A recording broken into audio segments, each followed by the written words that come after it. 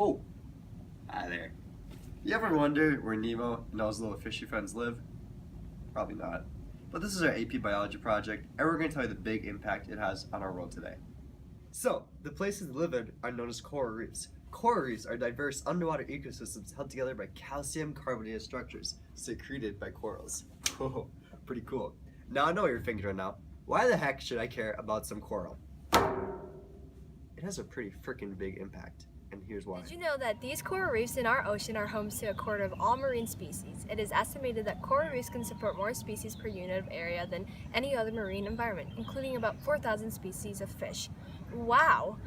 Ever seen the movie Nemo? It's a perfect example of the biodiversity that the coral reefs have to offer. Many species found in coral ecosystems produce chemical compounds for defense or attack, like sponges. These creatures found in coral ecosystems are important sources of new medicine being developed to treat cancer, asthma, or more. They're also sources of nutritional supplements like enzymes. And let's not forget about the fishermen. The fish they catch from coral reefs each year feed over 1 billion people every single year. And not to mention, fishermen profit over $100 million each year from the fish they catch. That's a lot of money. Not only do they benefit us, but they are just beautiful to look at. Just look at that. Yeah. Every year, millions of scuba divers and snorkelers visit coral reefs to enjoy their abundant sea life. You guys maybe ask yourself the question right now of, is it really that big of a deal if we protect these coral reefs? Well, the simple answer to that is yes, it is. Because if we don't, then they'll die, and we'll experience many negative impacts because of it. So scientists believe that once the coral is dead, the reefs will die with it. So let's think about all the animals that would suffer from it. Like Nemo. Where would he go? He would just disappear and die, and not even Dora the Explorer could find him. And let's think about us humans, and the huge impact that's on us. Some people rely on coral reefs for their diet.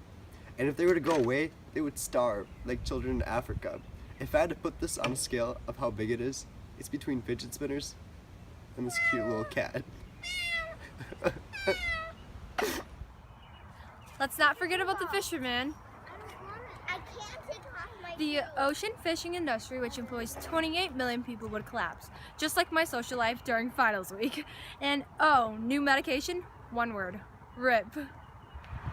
Now keep in mind, these are only predictions and we won't really be able to find out the real effect until it happens, but hopefully we never will. And here's why: we can preserve them. One of the biggest threats to coral reefs is climate change.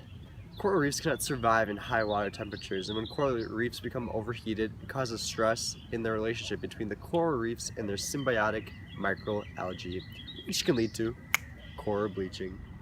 So, coral reefs need clean and clear water to survive.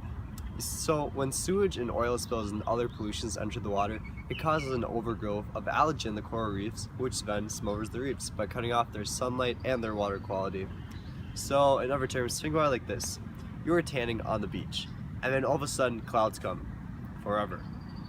You never get to tan, and you always stay pasty white, and a part of you inside dies, just like the algae.